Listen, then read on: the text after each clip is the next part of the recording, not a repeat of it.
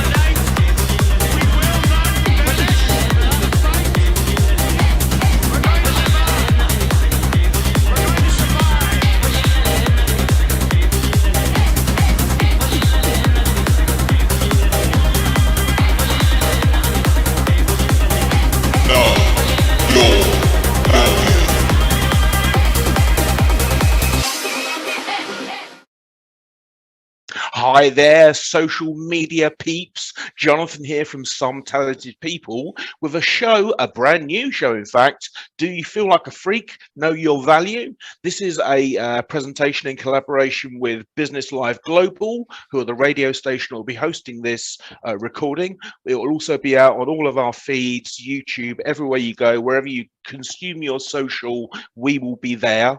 It's a radio show in collaboration with Joseph K. Muscat, and I'll tell you a bit more about it. But first of all, I'd like to meet our guests for this first inaugural show. So who should we go to? I think really we better go Joseph first because he's the co-conspirator. Hello, everyone. My name is Joseph K. Muscat. I am a consultant. I am also neurodivergent myself, and I help businesses as well as individuals reach their potential as well as higher profits through understanding who they know, who they work with by recognizing neurodiversity in the workplace and with their entrepreneurship. Nice. Gabrielle. I am Gabrielle Dublezine. I'm an intercultural consultant and trainer and educator. I deal with diversity at the workforce, and also I'm lecturing at the Malta Leadership Institute. Sorry, say that again. I'm lecturing at the Malta Leadership Institute for dealing with diversity in the workforce, managing diversity in the workforce, and managing neurodiversity. I have a background in psychology, and so I'm helping neurodiverse people to cope with themselves. And I help also people at the workplace to build an inclusive workforce. Excellent, excellent. Shirin. Hello, everyone. I'm Sharon Lovegrove, and I help women with imposter syndrome who really struggle. And one of the things is a lot of the struggling is often because of their neurodiversity. So they've learned to be different in a way of almost like becoming somebody else, lots of somebody else's in their roles in their life. And part of my job is to help them see who they are and how they can manage all of these things together in managing in life. So that's what I do. That's very nice. Excellent. And finally, but not in any way lower down the pecking order, Andrew. Thank you. Yes, my name is Andrew Marsh, and I'm never quite sure whether I'm allowed to say I have Asperger's or I'm an Asperger. I was discovering that there's a difference in terminology. But I used to be a geologist in the construction industry before I knew I had Asperger's syndrome. And I realized back then, or even when I was growing up, that I was different. Always known I was different, but didn't know why. So when I got my diagnosis 7 years ago, everything fell into place. I understand why I was different, why people treated me differently, why I was different in groups. And I now use the skills that I've developed and coping mechanisms I've developed growing up and working in the construction industry to put strategies together to help employers and employees better manage people with Asperger's syndrome or with neurodivergent needs in the workplace, because they are an amazing hidden talent pool and you need to get the best out of them. And you can't necessarily do that by dealing with them and managing them in the same way as you would with neurotypical people. So that's my aim. I'm an author, speaker, and a coach. Thank you for having me on today. No problems. Thank you for being here. Just a quick message then from our sponsor. We listen to you all the time. 80s, 90s, and more. I love it. This is the best online radio station. Streaming 24/7. 24/7. So this is a show of my and Joseph's devising, although the title Feel Like a Freak was definitely my choosing. I very much enjoy the tag freak, which I give to myself on a routine basis. In fact, on my profile on LinkedIn, it says at the bottom, smiley devil face, obscenely expensive smiley devil face, because I just think that there is, as Andrew said, a huge resource of diversity all across the spectrums that employers are not currently maximizing. And what I wanted to do from a Business Live global perspective, this radio show podcast is going to be transmitted in 22 countries around the world.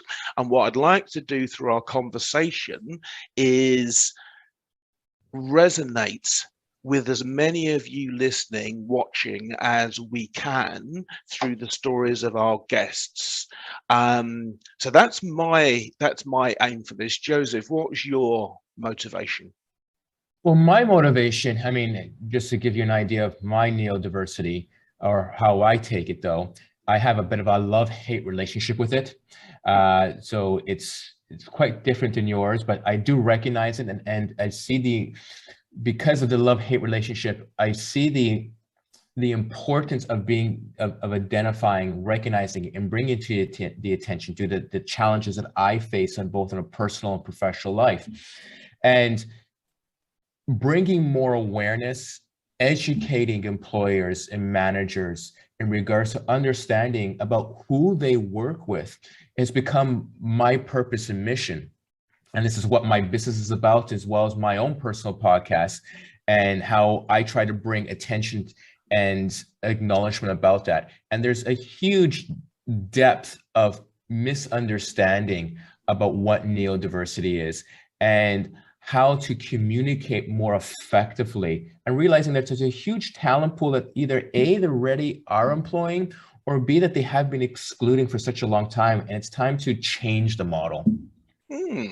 I don't know if other people have noticed this, but Joseph, you appear slightly out of focus. Yeah, my camera has been acting up. I have to go buy a new camera, unfortunately. Oh, really? Yes, You don't think it's just grease off your finger or something like that?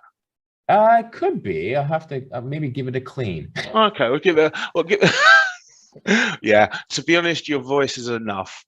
We haven't got your beautiful visage. We know it's just a bonus. So thank you. The definition then of neurodiverse. Gabrielle, you have the psychological background. Tell me and tell our viewers what neurodiversity means from your perspective. Well, neurodiversity, I think, is one of the most misunderstood terms, and it actually tempts the viewer or the listener to pigeonhole. Neurodiversity cannot be pigeonholed. It is very complex.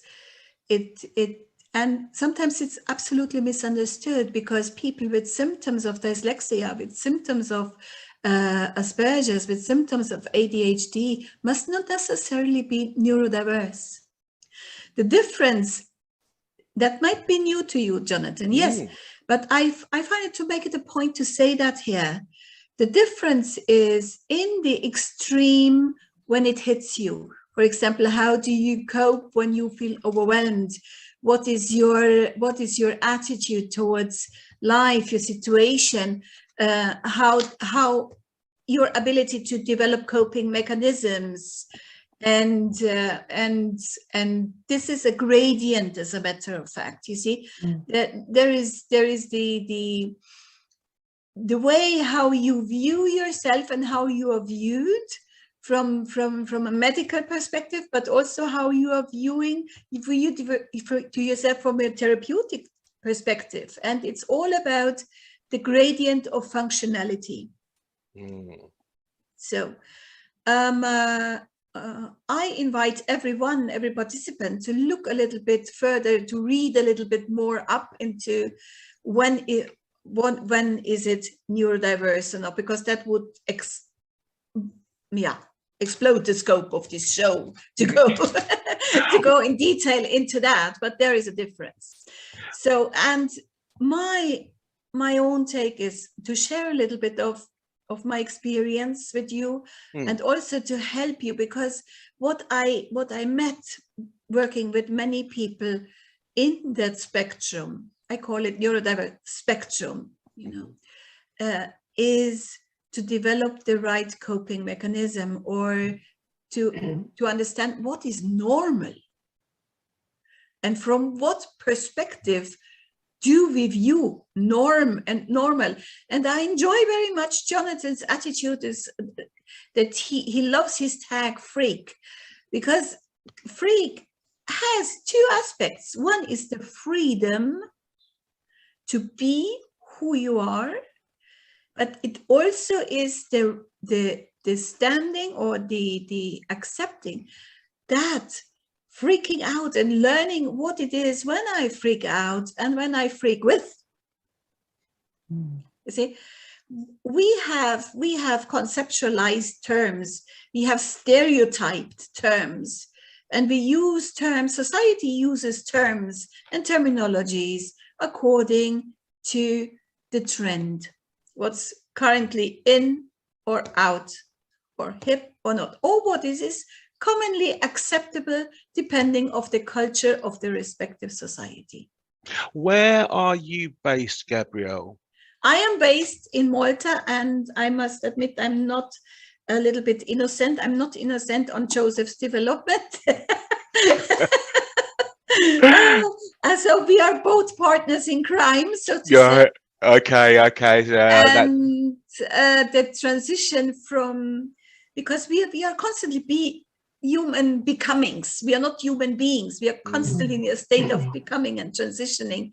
And I'm very, very happy to be part of the show, but also to be part in Joseph's mission, what he set out to do, because I feel it is, and what you are doing, Jonathan, I feel, because it is so very important to bring a holistic perspective.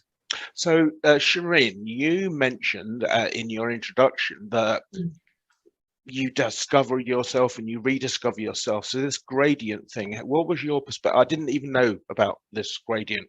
Did you? Yeah.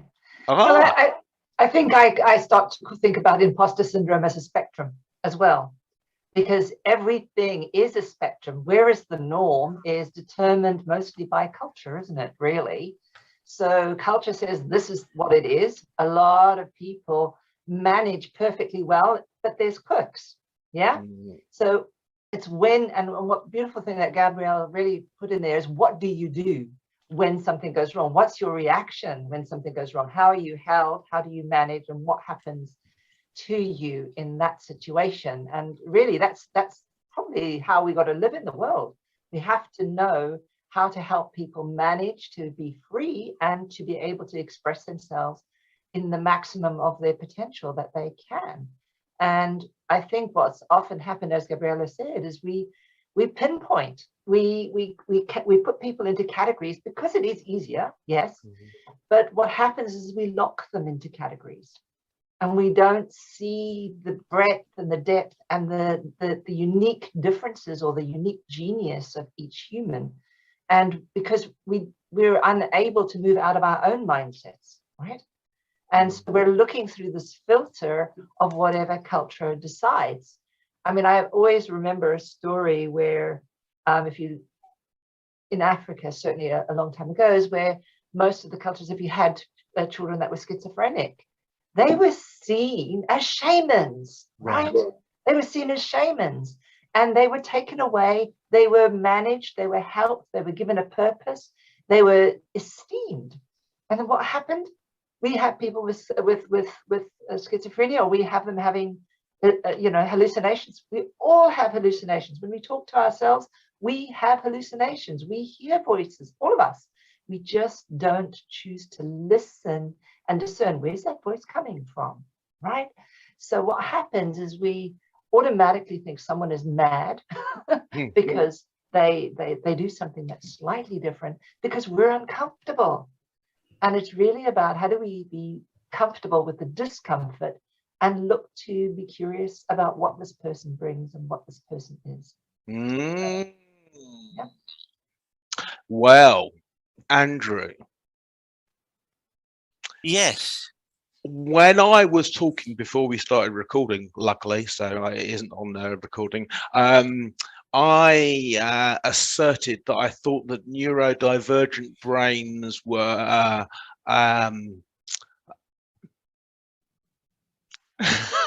I did say better than neurotypical brains, and you challenged me and you said different.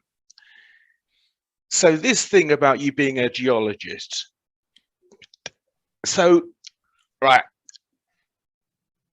Asperger, like, you have to get this for me and for our viewers. As I understand, Asperger's is on the ASD spectrum, and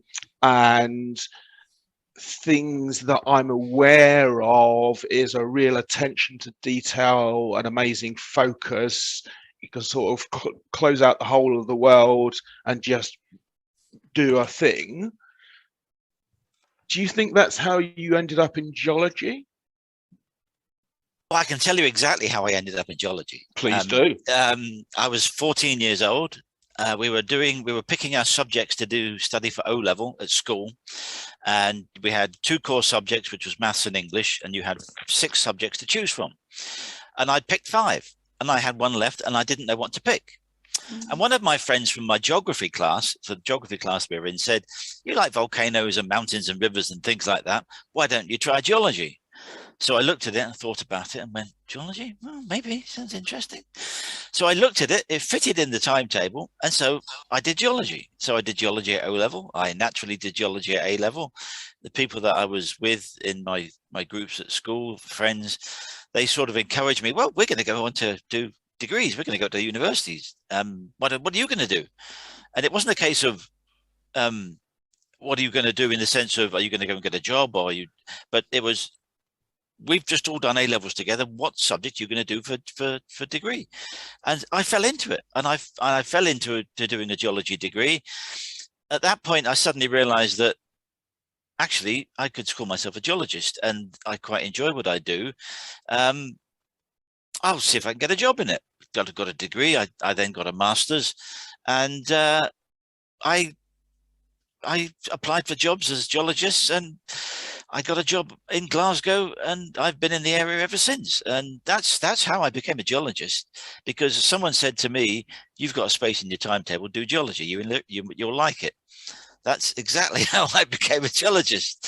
So to answer the sort of the other part of the question is, there's an awful lot of physical mental attributes and things that people who are on the spectrum have that they are particularly good at, and they sometimes they're not particularly good at.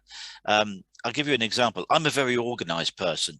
I have files over there, I have files over there, I have a drawing cabinet there, and I've got bookshelves over there. And if someone came in and moved something, I would know just by walking into the room, scanning it with my eyes. Someone has been in and moved something. And yet there are other people with Asperger's or autism who are completely messy. It's in that bundle over there somewhere, or it's buried under that pile of paper there somewhere. So whilst there are traits and characteristics that people who have autism and Asperger's exhibit, not everyone on the spectrum has all of those traits and characteristics.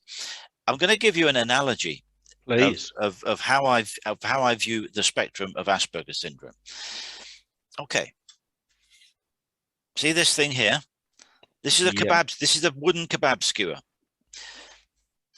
Imagine you had a grapefruit in one hand and you shoved the kebab skewer through the grapefruit, so that you had about a third of it sticking out one end to the blunt end, a third of it in the grapefruit, and a third of it with the pointy end sticking out the other end. Imagine the pointy end is 100% and the blunt end is 0%. Okay, we've all got that? Yeah. Imagine if you had 10 of those kebab skewers through the grapefruit. Now imagine if you had 1,000 or 10,000 kebab skewers through that grapefruit, and each kebab skewer was one characteristic or trait of Asperger's syndrome and the spectrum, and everyone sat on a different place on that kebab skewer on all 10,000 of them. So some people are going to be 100% for some things, they're going to be 0% for other things, they might be 24% for something else. And every single person on the spectrum with Asperger's, and you can extend that to autism as well, because it's all part of the same makeup, sits on a different place on that spectrum. And that is what your spectrum is. It's not linear from A to B, one characteristic. There's 10,000 of them. There's 100,000 of them. There's a plethora. There's as many as you want them to be. And everyone sits differently on every single kebab skewer. And that's why some people are fantastic at certain things and they're dreadful at other things, or they're not particularly good at other things. Sorry, dreadful is not a good word to use.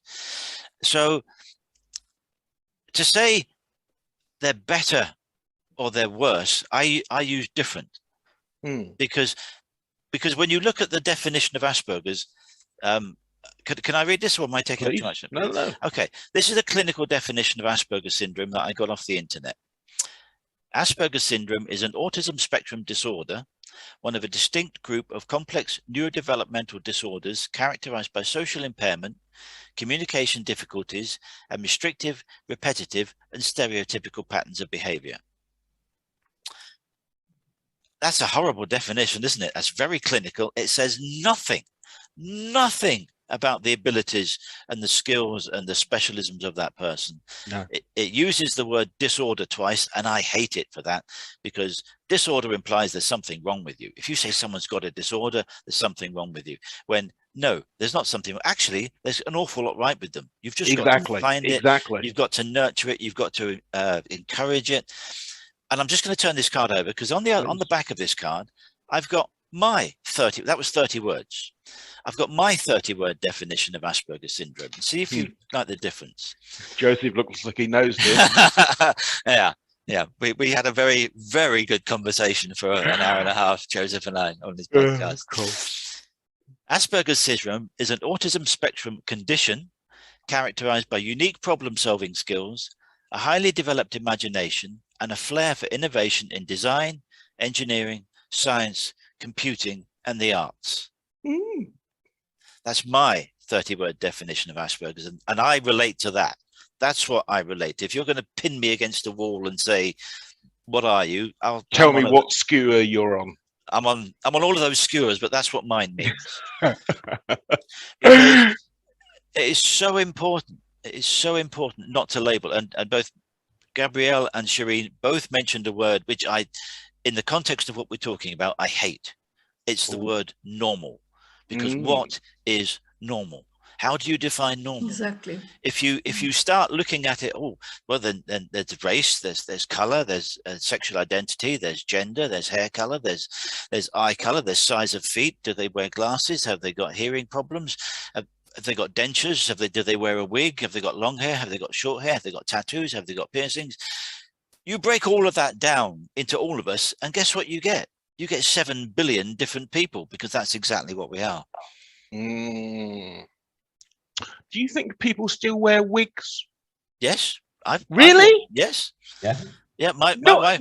Not a 70s afro wig for a disco, an actual wig for hair. When my wife had cancer and chemotherapy, she lost her hair, and when she lost her hair, they were brilliant. They sent her away to get a brilliant wig made for her, and she wore the wig. She didn't wear it very often, but from time to time she would wear the wig, and it was absolutely fine with that. And it's just what made her feel comfortable at the time on that day.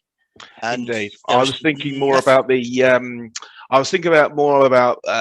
in the 70s on TV used to wear these wigs, which were awful. Obviously for medical needs, you would need to get in there. But I mean, Tina Turner wears wigs. She had an accident as a young adult where a lot of her hair got burnt off, and she wears wigs. Oh, And all sorts of people with wigs. Lady Gaga wears wigs all the time. She's got a different hairstyle every time you see her, because that's who she identifies with. That's who she wants to be at that particular time, whether she's doing an appearance, putting on a show, or doing an interview. So why not people wear wigs? Why not? So let me ask the room this question. Although I can perfectly well accept what Andrew's saying, that we're all different, there will be certain things. So in your definition of autism, Andrew, there are certain things you've identified as being common. So, Joseph, you've been on this neurodiversity journey since we spoke, what, a year or so ago? A year ago, yeah. Yeah. Tell me what your purpose, your mission is. Well, to understand that, you have to understand me. I mean, I was diagnosed at a very young age. Okay. And my diagnosis doesn't fall into the category of the top ones, such as dyslexia or ADHD. Mine is more visual motor, visual perception, and working memory. So it's a neurodiversity, but doesn't fall into the major categories. And if anything, visual perception gets often misdiagnosed as being dyslexic.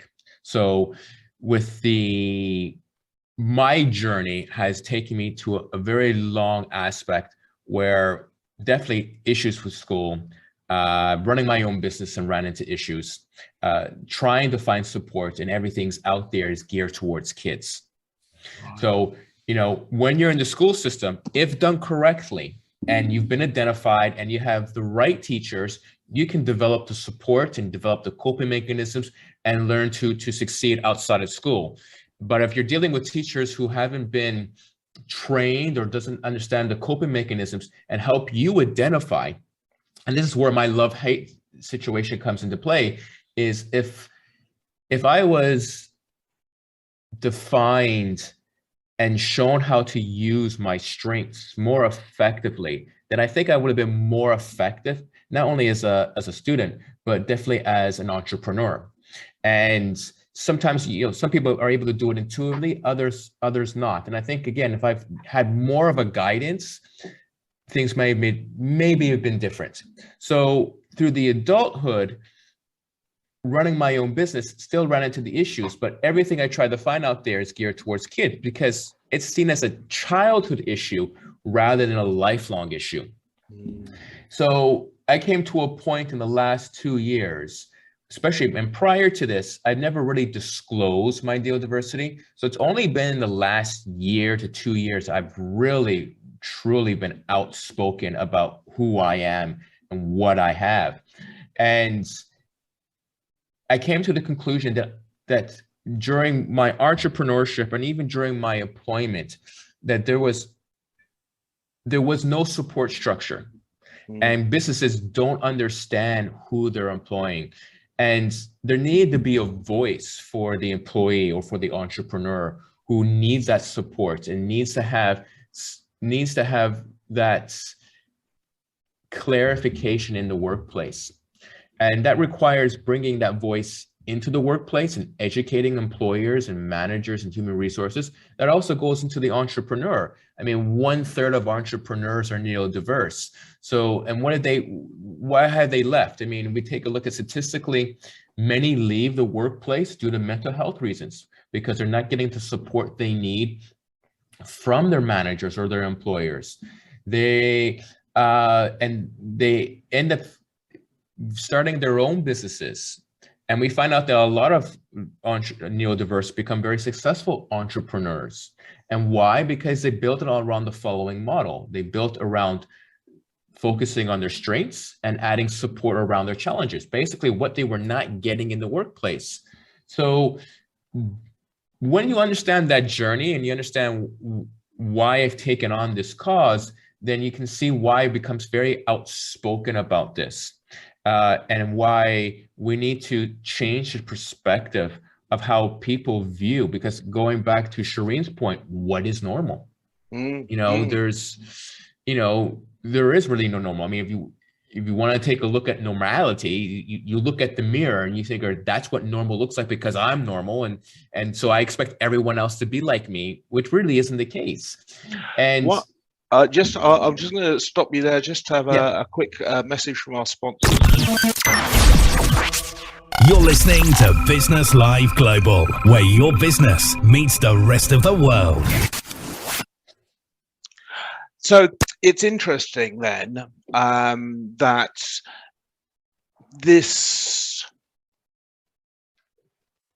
nature of spectrums, the grapefruit analogy, I think is a good one in that so many different subsects.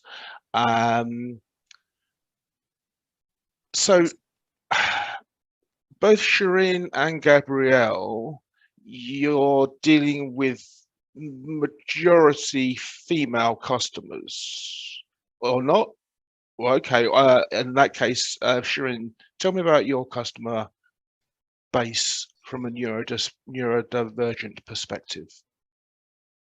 So yeah, I suppose what I think about an idea that everybody being unique and all in a way, in their own unique way, neurotypical, because we always look at things and think, oh wow, okay, that's me. And I think from a nature's point of view, we try and always have sameness because that is a kind of a safety kind of mechanism. But I think for women that have imposter syndrome, a lot of it is based in what happened as early cultural programming, and also the fact that, women tend to experience trauma quite differently. So the way they experience life and the way they view it. And I think that so many women are incredibly clever in the way they adapt. Yeah. So an interesting thing, as I said early on, is most women work with feelings. Most women. I'm not saying all women, because there are a lot of women that are disconnected and they can't connect to those feelings.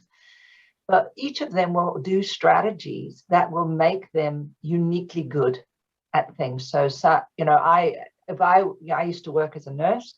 I could walk into a ward. I would know who was going to crash and who wouldn't, and I wouldn't know why.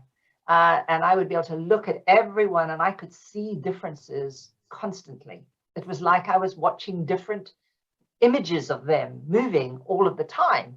And sometimes I didn't know what was really real or not real, except I would know that there was a slightly different sense of density. So, but to tell people about those sort of things.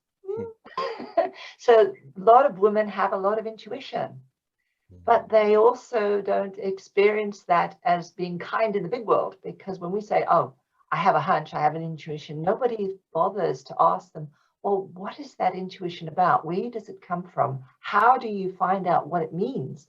So what happens is they lose connection with that part of them that is actually really good. And they don't know how to utilize it well. And so they make assumptions on that after that. That's sorry to cut there. I just thought as you were saying that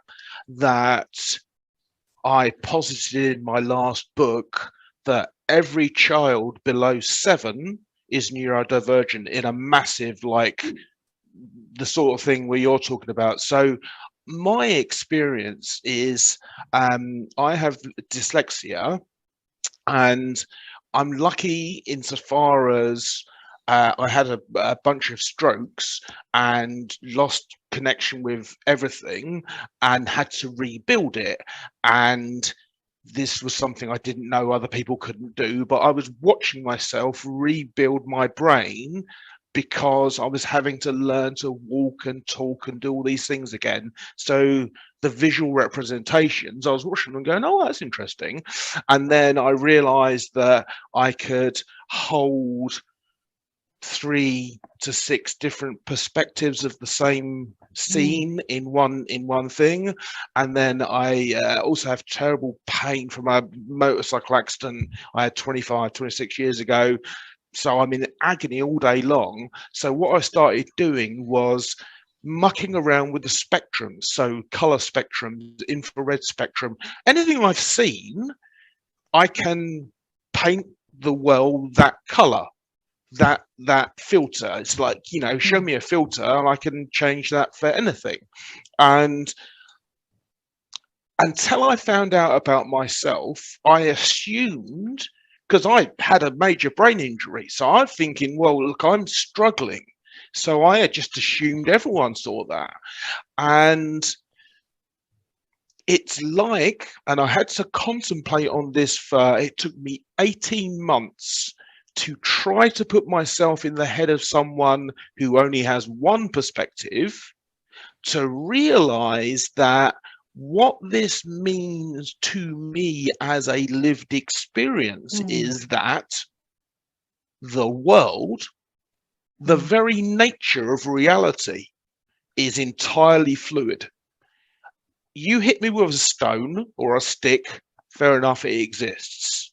You tell me something is possible or impossible, no, you might think that, but that's not at all true. So dive in on this conversation. I don't want to leave this anymore. Someone, Joseph, take over.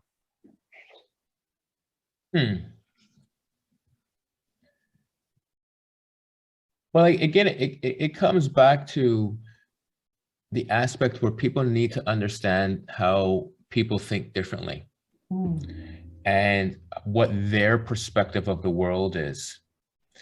And that's something that often gets, what's the word I'm looking for?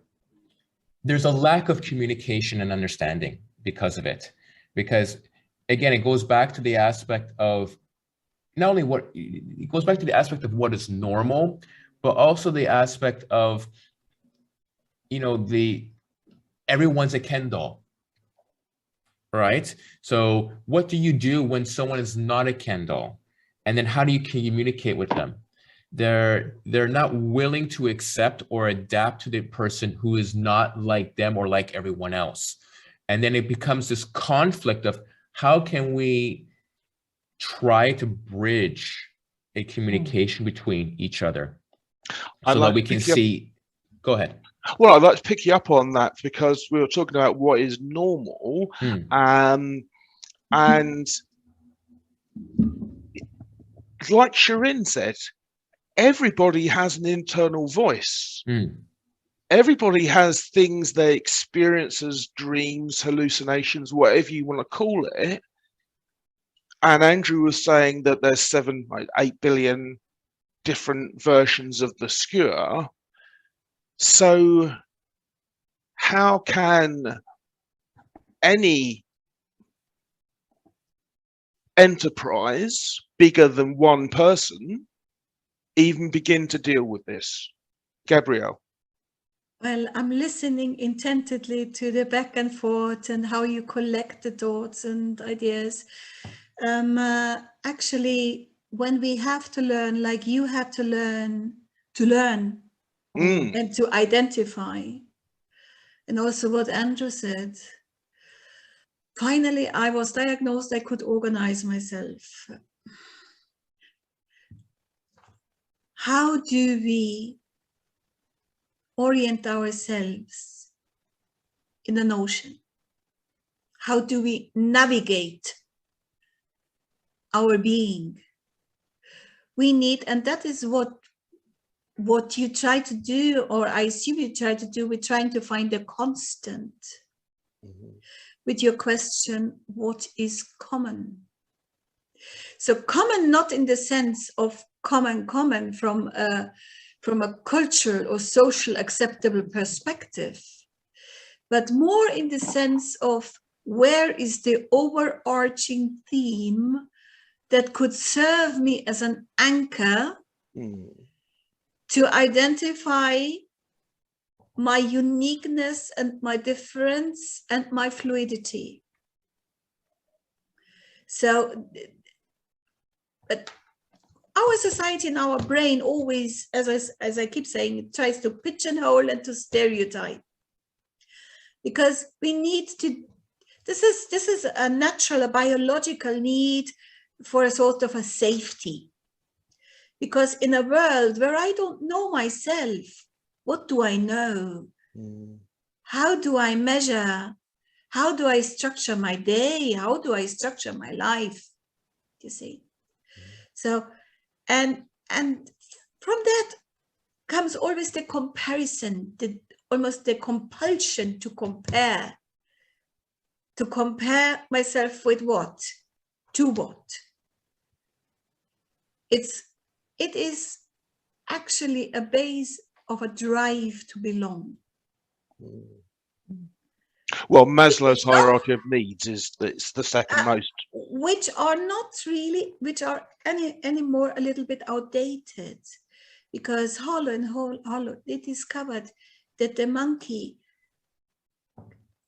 holds on to the fluffy surrogate, even if the fluffy surrogate doesn't give any food, because it's fluffy and gives you warmth. Right. So there are so many, again, if we found something, that's it, you see? And the beautiful thing in science is there is always the hypothesis, and there's always one margin which is there to explain an exemption. And here comes back what Andrew said. There are so many perspectives within a perspective, but what is common? I need to hold myself, otherwise I get lost in the perspectives. So I need to understand what is common in order to develop a coping mechanism, you see. Ooh, right, other people dive in on this, but it occurred. So in your work, Gabrielle, Andrew, in your work, what you're doing is you're helping people that have maybe felt different for a while but not known what it is, or maybe have had a diagnosis, but we're pretty certain now that diagnosis really is something that more neurotypical brains do for this sense of belonging, sense of tribe, which is primeval. When I started down my journey, I noticed it as a binary thing, like bonk, yeah, that person's like me, or bonk, no, they're just, it's just a different energy. So I notice a different energy very distinctly from other neurodivergents, typically, to what would be what I used to call the norms. If the spectrum is 180 degrees, I thought that very neurodivergent people, so functional, Andrew, that their condition does not hamper what they do, but enhances what they do. I think that's probably, the sort of 85th, 90th percentile. You've then got a whole block of people that are entrepreneurs that, as Joseph pointed out, then you've got people who just have mild occurrences, and then you have people who are more neurotypical. What's people's view on that? I think there's a difficulty that I have with someone saying, and I know you didn't specifically say this, but someone saying, oh, they have mild autism, or they have mild Asperger's, or they have mild dyslexia, because what you're actually meaning is it's how it is impacted on others and how the others see it. Exactly. You either have dyslexia or you don't. You can't have, well, I don't know about dyslexia, but with Asperger's, I have Asperger's. I don't have 70% Asperger's, I have Asperger's. And my representation of that Asperger's will be completely different to the next person you see has Asperger's syndrome. But we have a commonality amongst us. So it's how others behave around you, is how others react to you, and it's how you behave in the circumstances of other people, be they team members, managers, and so on. That's how it manifests itself. So there's not a mild Asperger's. You either have Asperger's or you don't.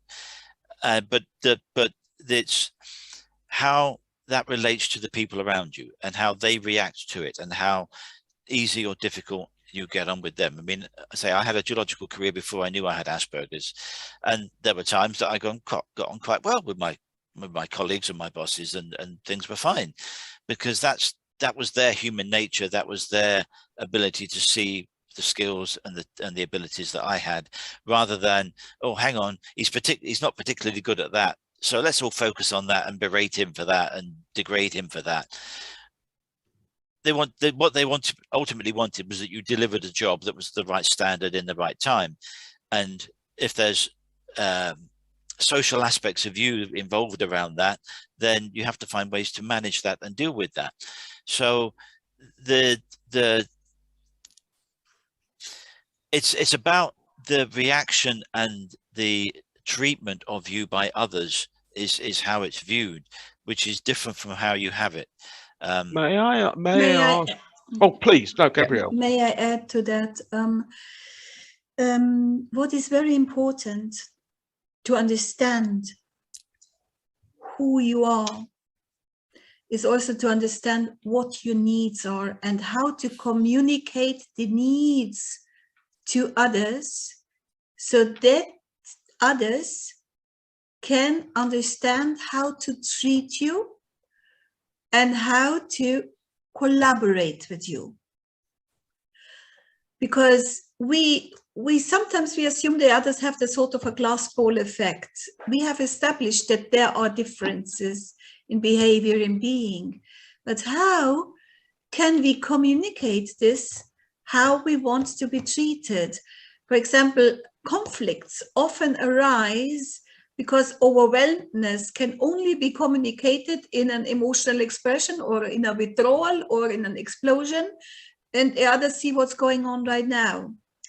But there is a step before. Once I understand where my boundaries are, where my limits are, to what extent can I process information, to what extent can I function within a team, within a group of people, is how do I communicate that? For example, Joseph and we work together also in an organization, other things. So may I use your example, Joseph? Do you give me permission? Ahead. So when Joseph says, wait a moment, for example, I need to be processing step by step. So give it to me step by step. So then I said, oh, wait a moment. Yes, I'm a multitasker, so I automatically assume that you also are as swift as I am in multitasking, for example. I use this example, and I asked Joseph's permission to give this example, because it's very important to communicate our boundaries before we overreact by either withdrawing or by expressing our displeasure in one way or the other, or avoiding. We have different strategies, like either we avoid the person, we avoid the situation, or so when we set the boundaries and give the boundaries in that sense to say, I need, by expressing our needs, by verbalizing our needs, I need this step-by-step information in order to collaborate or to work together with you. That is a clear communication. Okay, just a quick word from our sponsors. Yo, what's up? Baby, let's go!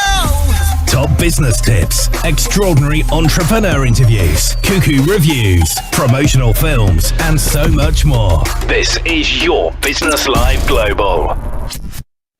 And I want to go on, Andrew. Sorry, I just want to. One of the things that I do when I'm working with people who work in a work environment is try to find ways that they can help their managers and their supervisors communicate with them. And that's by saying, I need a checklist. I want a procedure. I want a rote. I want to know step by step by step. Because what you're actually doing in a very gentle, very subtle, not in a big brothery kind of way, you're actually training the people around you and your managers in how best to communicate with you. And that is so important, that communication is a two-way thing. You cannot have a business relationship, a working relationship with someone when it is all dictatorial. You shall do bang, bang, bang. There are things that need to be done in business. You need to do this task and this task, but it's how you go about instructing, guiding the person doing that task so that they feel ownership of it and they can have a sense of pride in doing it, but then still meet the deliverable objectives to your boss, to your supervisor, to your client. So it's really important that that process of backwards and forwards that you have with your colleagues and with your supervisor, what you're actually doing is training them how to communicate with you so that they can get the best out of you. And that's really Okay, so important. what I'd like to ask then, Hold on, Jonathan. Go on. Sorry, Jonathan, I want to step in here a little bit. Yeah. So keep that question on hold, and hopefully you remember it as well. But right now, though, we have to put into perspective, though. I mean, I agree with what Andrew has said, and I agree with what Maria Gabrielle has said. But we have to put into perspective, though, that we're kind of putting the cart before the horse, okay? Which is people need to know who they are in order to be able to communicate. Yes. People have to understand what they have. And, so going to your point, or even Jonathan's point about minor, I was told my dyslexia, because I'm technically, I would say 50% dyslexic. And I say that again, because often visual perception gets misdiagnosed as being dyslexic. So I'm a little bit unsure if I really am dyslexic, but I was told it was minor. Okay, well, what does minor mean? All right, how does that affect me? And how is that affecting my performance in a relationship or in a job or in my business? And what does that mean? And I don't, I have a textbook understanding. I have an understanding based on my own personal observations, but I still don't quite really understand, even though I have a very good understanding of who I am and what my neurodiversity is, but I still don't feel fully confident. So, I mean, how can someone develop the coping mechanisms and being able to communicate that effectively in a workplace situation or in a social environment if they don't have that understanding?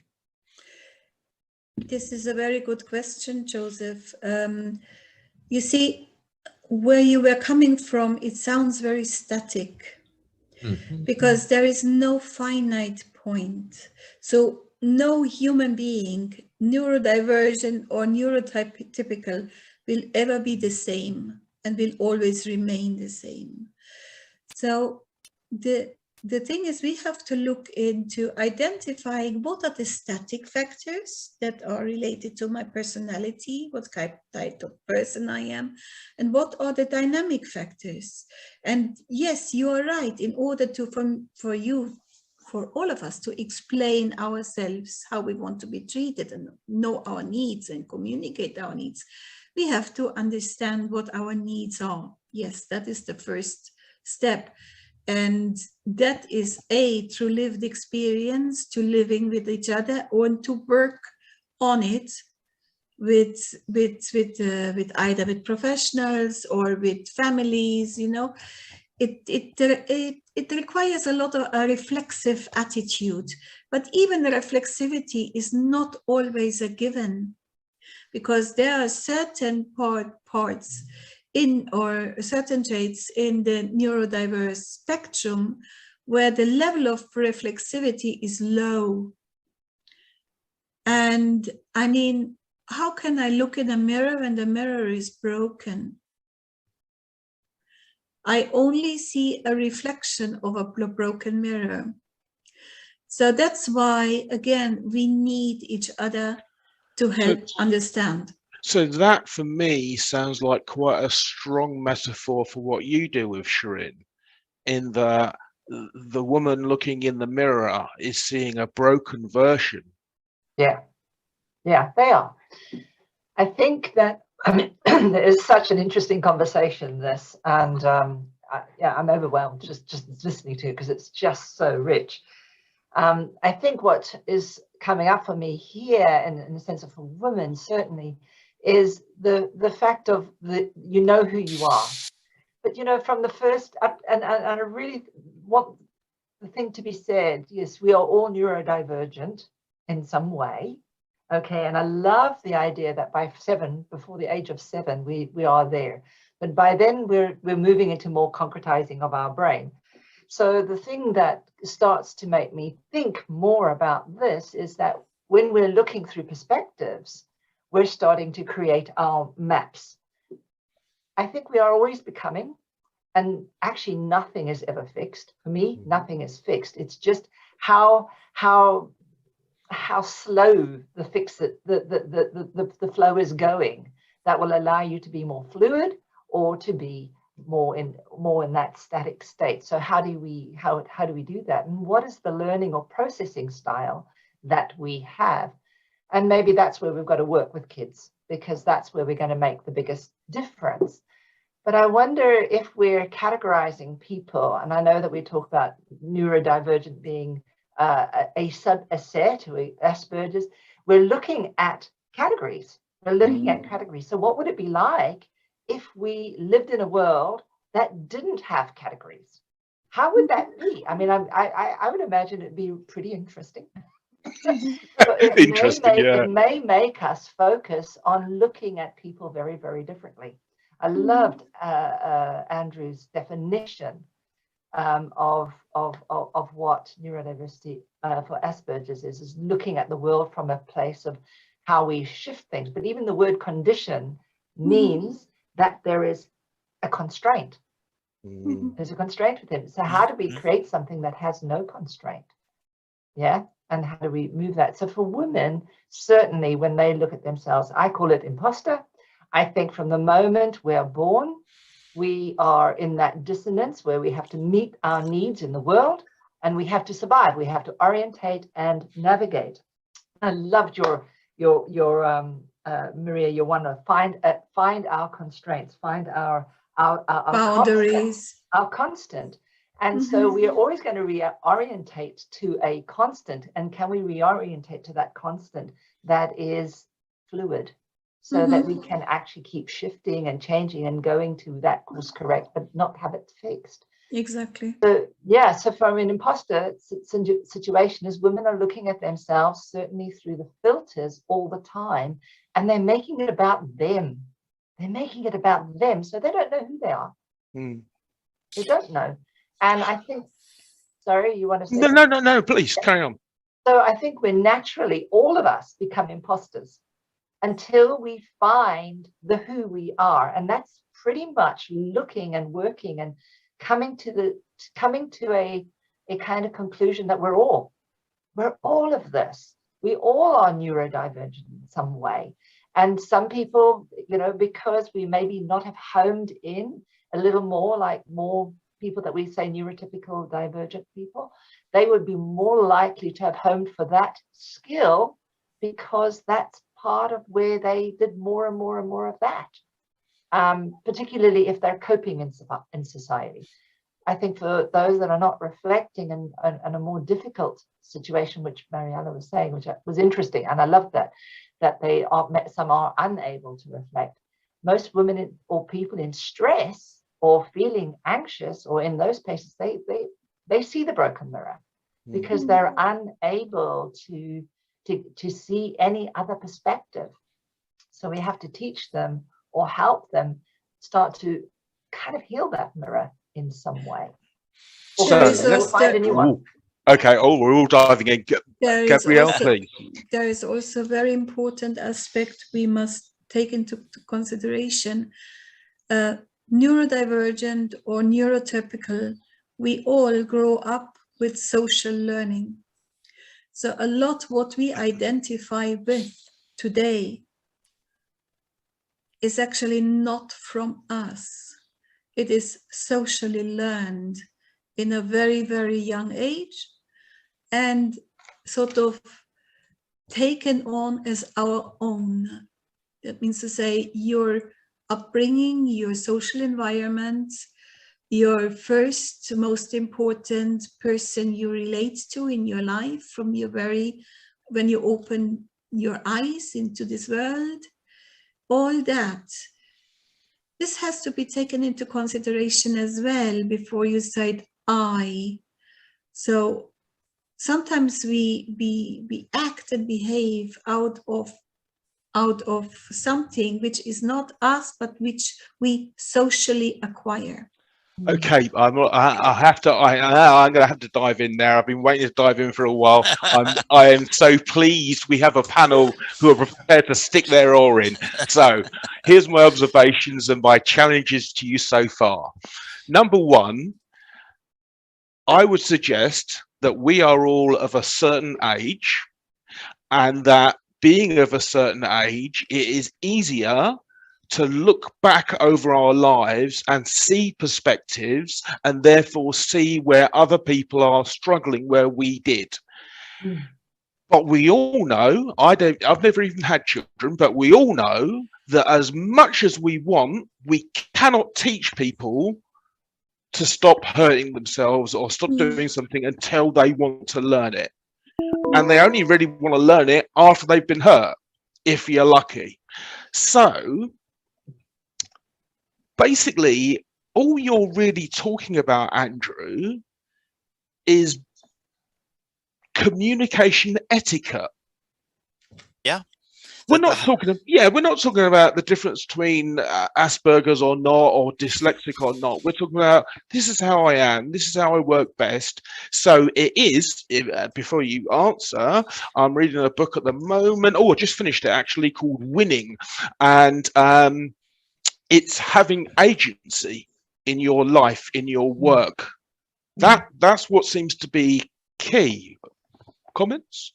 Communication is the thing, the biggest thing, the most important thing, because if you can't communicate effectively, you're scuppered.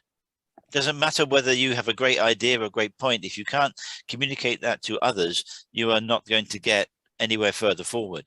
I want to give you a very extreme example of something very quickly. 20 odd years ago, there was a serial killer in this country, and keep it light, eh? Keep it light, exactly. And one day, his son, because we're talking about Map of the World and learned behavior that was Gabrielle was talking about, his son was invited by one of his school friends to come and do some homework at his house. And he got there and he found something quite alien to him. He found a loving family where they talked to each other in a nice and supportive and emotionally acceptable way. They were friendly, they were nice, they were polite, they offered him food, he had a cup of tea, things like that. And this kid of this serial killer had never seen anything or experienced anything like this in his life. His life was being beaten, being abused, being battered, the whole thing. And he actually said something. I don't know whether he said something to that parent or he said something to his child. And that resulted in Fred West and his wife being convicted of murder, serial murder. Yeah, he buried kids under his patio. He had people stay. And it only came about because that poor child's version of normal, this learned behavior, that exactly what Gabrielle was talking about, was of abuse, beatings, and he did not know what a loving, normal family relationship was, where people were nice and kind to each other. So that is extreme, but I understand why you've gone there. But this is the problem, and it's a challenge for you, Gabrielle. So you've heard of the term the marshmallow test? Have you? Yeah. Yes, have you read? yes, has anyone read the book, The Marshmallow Test? No, but I'm aware of the test. Okay, so in the book, basically, this idea that our personality, our traits, there are some things which are more static, and there are some things which are more fluid. Not according to his observations. His observations is that all behavior is context specific. And so a potential serial killer from one set of environments could be the most caring person to animals, for example.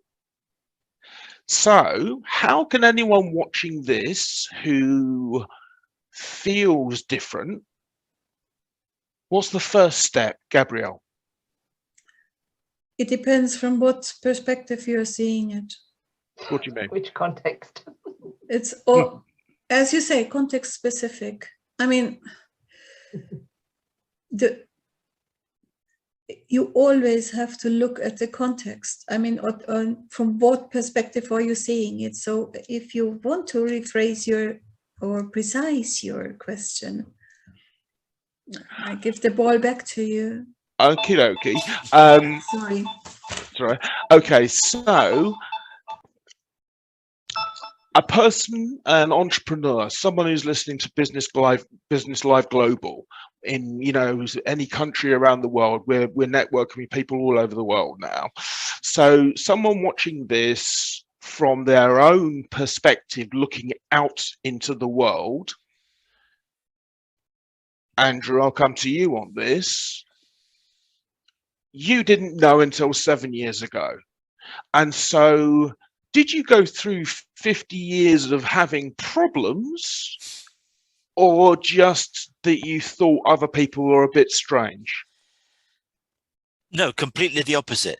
I did have 51 years of problems of dealing with people, family, friends, work colleagues, but they were a problem for you, a problem for both. Because a problem for me because my version of normal, that horrible word again, is not the same as their version of normal. I was different, and I stood out like a sore thumb. I mean, the bullying and the abuse I had through college and school as a subject for another day. But I did not know until I got my diagnosis that my version of normal was not everyone's version of normal. That how I viewed the world, my map of the world, my perspective on everything, I did not know that that was not the same as everyone else's. So, but this is the thing. So Joseph and I are both NLP practitioners, and the first thing they say in any NLP book is the map is not the territory, and consequently, the show is supposed to be, I feel like a freak, know your value, because I think there are many people out there in the workplace and in society who have they've developed specialist skills, because that's what it is ultimately, isn't it? Is that your brain, your cognition, your manner, your style in the way that you operate. So not a fixed personality, but the way you flow through the world is you develop a skill.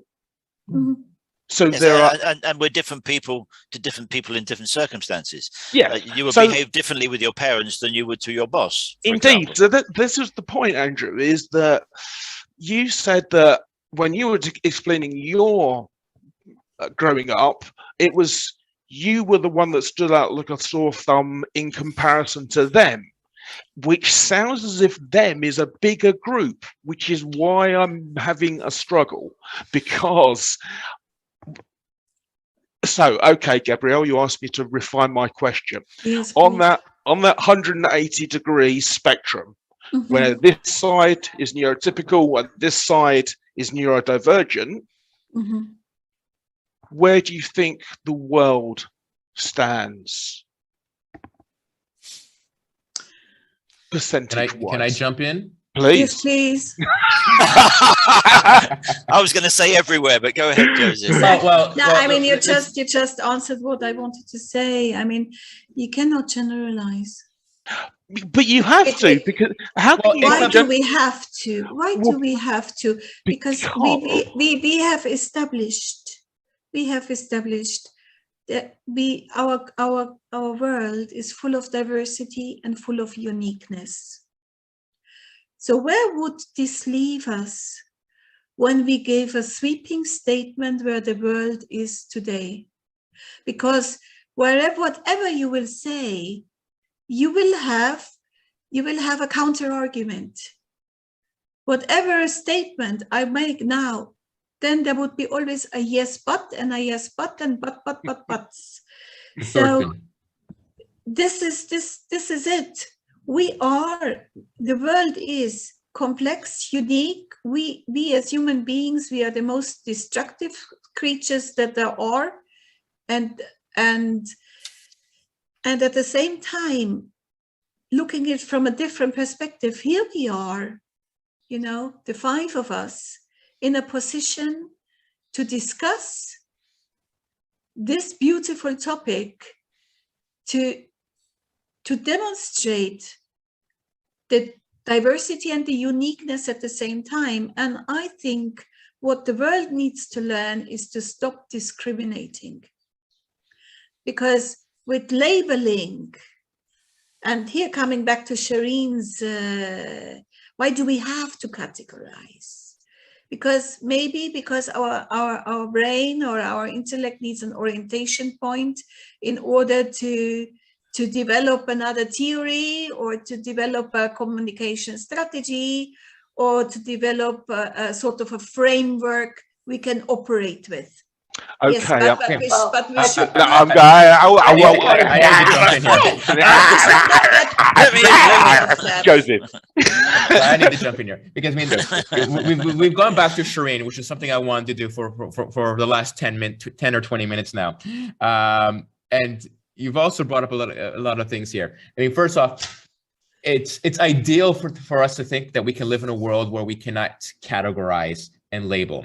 Unfortunately, it's our human nature, and it's not going to happen.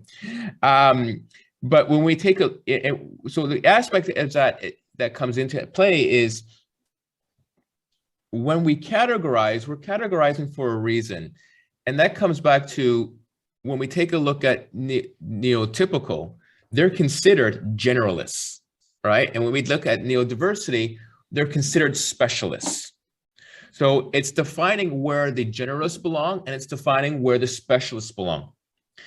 Then when we take a look at that aspect, and now this brings up a book in regards to why we categorize. I'm currently reading a book, and I've mentioned it to you, Andrew, Pattern Seekers. Mm-hmm. And it's a very interesting dynamic of understanding how the brain works and where autism kind of comes into play. And they talk about in the second chapter, the if and then approach, because we're very logical. The argument is that we're very logical thinkers, which then leads into the aspect of categorizing, of seeing patterns, of leading that into invention. And we all are able to do the if and then. So it's an aspect of a theory in this book that we are all naturally categorizing through this if and then approach. So now it comes the aspect, where we're trying to identify these different maps. And it's not about the map. When in actuality, I disagree with NLP. It is about the map. It's about knowing where we are and where we think and how we approach things. But it's also understanding the aspect of how the mind works, going back to that theory of if and then. So when we take a look at where neodiversity is, or where the world is, I mean, that now comes to another aspect, something that I've noticed, is that we're very visual people. If we don't see it, we don't believe it, we don't understand it. I know you disagree, but from my observations of seeing human behavior, I can see that we're very visual people. So when we take a look at neodiversity, it's something that we can't see. So we jump to the different conclusions. We jump into the miscommunications and not being able to explain. There are so many things I want to pick you up on. Well, there's an interesting thing. The eyes are the last to develop, and they're probably the most complex. Yes. So it's going to take a huge amount of brain. Yeah. So there's a high likelihood that we see, and we see so much more than our little foveal vision. Our eyes see peripherally all the time. So I absolutely think we see a lot, and we give a lot of attention to the visual. And I think that we probably give less to the others because we haven't homed in on them afterwards. Right. You spend so much May time I, on may I Google. jump in here? Excuse Yes, me for you may. being rude. May I jump in here? This is a perfect example how we see the world from a very ethnocentric perspective. Because what would a visually impaired person say to this argument? That's a different circumstance. But if we take a look how people jump to the wrong conclusions and they jump into their tribalism, which we were talking about earlier about how the world is. From my observation, it's based on the aspect of how they're seeing things, because they're very visual people. Yes, if we're dealing with the someone who's blind, the visually impaired, that's a different circumstances. You know, going back to Shireen's point, their perspective has honed on different skills. But this is also we. When we speak about we don't speak about us and them. I'm challenging you here on that, Joseph. Fair enough.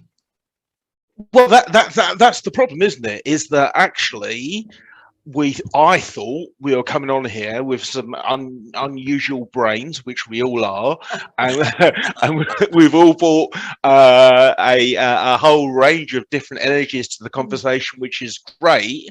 The problem is, how do we help? How do you identify the people you want to deal with? Before I throw that question out to the room, just another message from our sponsors. He said, oh, wrong one. No, not that one. Yo, what's up? Baby, let's go. Top business tips, extraordinary entrepreneur interviews, cuckoo reviews, promotional films, and so much more. This is your Business Live Global. So we're coming towards the end of our recording here, and I think it's fair to say that we're going to have another show to delve into this more. I very much like the energy. I hope you've enjoyed the conversation today. What I'm going to have to do is this. I'm going to have to be cruel and give you 90 seconds each to sum up a message, not about your perspectives, but a message looked down the barrel of the camera to someone out there watching this, and speak to them as to whatever you want to speak to them about. I'll go ladies first, gentlemen second. I will count silently in my head, and then... Will I put the timer on? Oh, have you got a timer? I could put on a timer. You want 90 Oh, seconds? yeah. Oh, in that case, you can run this bit. Woohoo! Okay. let me put on a new timer. Well One volunteered, second. Joseph. Yeah. 90 seconds, you said, right? Yeah. All right. All right, Okay. so Gabrielle. From what we have discussed today, it is very important you understand, or you learn to understand who you are, what your needs are, and how you communicate these needs. This is all from my end. Lovely. Thank you. Shireen. And I think that's exactly what we're talking about, because part of what I want is that you begin to know who you are, your source energy, and how you can communicate that. And if you find that that's not happening, then there are many, you may be neurodivergent, and just come and find someone that will be able to help you. Very good. Very good. Andrew. I think it's important to understand that every one of us has needs and wants and desires and right to be heard, to feel valued. And if you're not feeling valued in what you're doing, then you need to take a bit of a hard look about the environment that you're in and whether that is actually conducive to you or not. Because there are times when we all have to knuckle down at work and put up with things that we wouldn't necessarily ideally want to get something out. But when that becomes the norm, when that becomes consistent and constant, then you're not being valued, you're being taken for granted. And I think if you're finding that you're having difficulties communicating with those around you, it's time to say, well, what can I do to try and make this better? And the way to do that would be to have a word with your superiors. Write it down. Say, I'm struggling with this aspect, this, and this. These are the 3 things I'm struggling with. This is what you can do. This is what we can do together to help me be better at what I'm doing, so that I can support the business, support you, and we all meet the business needs. And Fantastic. that's really important. Yeah, so basically self-awareness and self-responsibility to make your life easier. Very good. Joseph? Sure. So, I mean, everyone has said pretty much what I was going to say. So you've taken all my best words. So I'm going to be very specific here now. The workplace and us entrepreneurs, you need to become very self-aware about who you are and what kind of vision that you want for your establishment in your business or as an entrepreneur. That also requires for the neurodivergent to have a safe place to be able to communicate, to be able to work, and to be able to be productive. And that requires the neurodivergent to become a self-advocate. You need to advocate for yourself. You need to voice, and you need to get other people to understand and recognize that you are there. Very good, very good. Okay, well, listen, I would say, so my wrap up to the show, this didn't go in really according to plan at all, which is always my best kind of recording. What I'd say to people out there on LinkedIn, where I'll be posting this, is that I'll tag in all our guests in the posts. They'll tag us all in their posts, connect with these individual brains, because as it turns out, none of us are normal. some of us are less normal than others. But understanding yourself and taking self-awareness is going to be key to you having a successful, however you measure that, a successful life that you can actually contribute to society. So feel like a freak. Maybe now I'll have to moderate the language, but I like it. I've already recorded the jingle, so yeah, what are you going to do? Everyone, would you like to wave goodbye to our various assembled social media guru type people? Yeah, woo, woo, woo, woo, woo, woo.